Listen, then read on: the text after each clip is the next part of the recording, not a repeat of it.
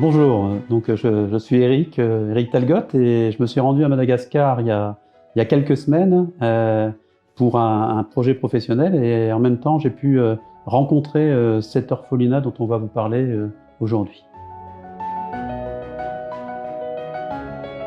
Alors déjà Madagascar c'est un pays qu'on connaît très bien puisque on a commencé à travailler à Madagascar en 2008 et ce qui est rigolo dans cette histoire-là c'est qu'en 2008 on s'était associé avec Syntegra et on avait pris la suite d'IGNFI sur un dossier d'orthophotoplan. Alors à l'époque, qui aurait dit que quelques années plus tard, à la fois Syntegra et IGNFI auraient intégré Geophil Group.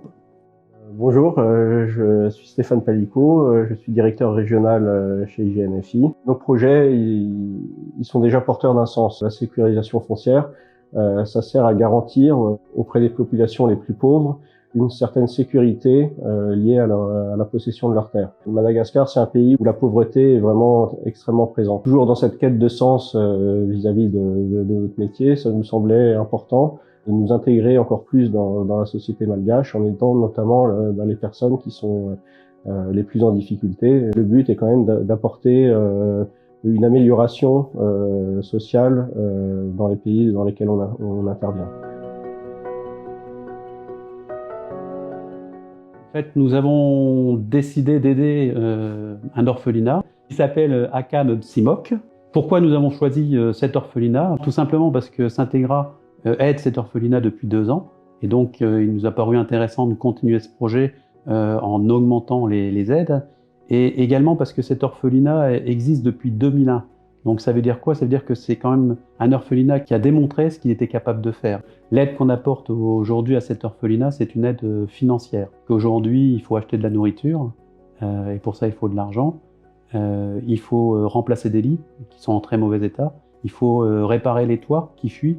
Donc le plus simple était de leur fournir une aide financière pour qu'ils puissent mettre en œuvre leur projet.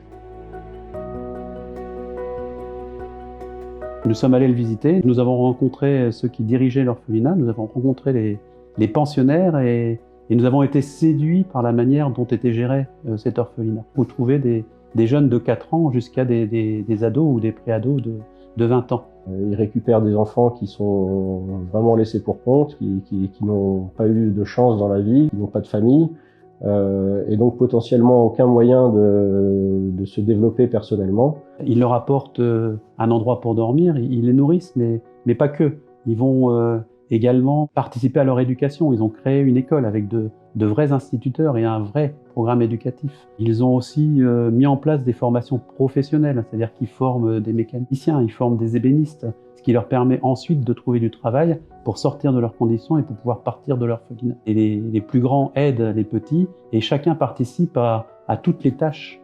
Tous les jours, il faut faire cuire 50 kilos de riz, par exemple, quoi. C'est énorme. Il faut faire l'épluche, mais il faut aussi faire le ménage, il faut aussi aménager les locaux. Et comme on n'a pas beaucoup de moyens, eh ben, tout le monde participe à cette tâche-là. On a rencontré 2 pensionnaires qui sont devenus sages-femmes et qui sont venus nous raconter leur histoire et qui aujourd'hui font naître des enfants à Madagascar. Donc c'est tout un symbole pour elles. Et en même temps, elles reviennent à l'orphelinat et elles continuent d'aider parce qu'elles s'y trouvent bien et parce que également on les a aidées. En visitant cet orphelinat, forcément, beaucoup d'émotions, hein, de voir ces enfants, de voir leur joie, leur enthousiasme, de voir la façon dont ils interagissent entre eux. Enfin, tout ça, c'était vraiment très beau, très sincère, très vrai. Et on peut être aussi impressionné par le travail que font les éducateurs. Hein, ils sont peu nombreux et la manière dont ils ont réussi à organiser tout ça. Et aujourd'hui, ils font vivre plus de 100 enfants. Et ils forment 100 enfants et ils accompagnent 100 enfants pour leur futur. Et donc ça, c'est fantastique. Ils m'ont rien donné de matériel, mais ils m'ont donné vraiment le sentiment que mon métier avait un sens. Pas juste un sens industriel, pas juste un sens technique et purement commercial, mais qu'on pouvait aussi être utile par des actions très concrètes et très ciblées. C'est la force d'une entreprise. Si l'entreprise est capable de sortir de son cadre purement technique, pour être quelque part plus humaine. Les salariés en tirent aussi un bénéfice humain qui à mon avis, est aussi important qu'un salaire. Je recommencerai avec plaisir et j'engage vraiment les salariés de la société à s'engager, eux aussi, soit dans cette association, soit dans d'autres actions à caractère un peu humanitaire. C'est très enrichissant.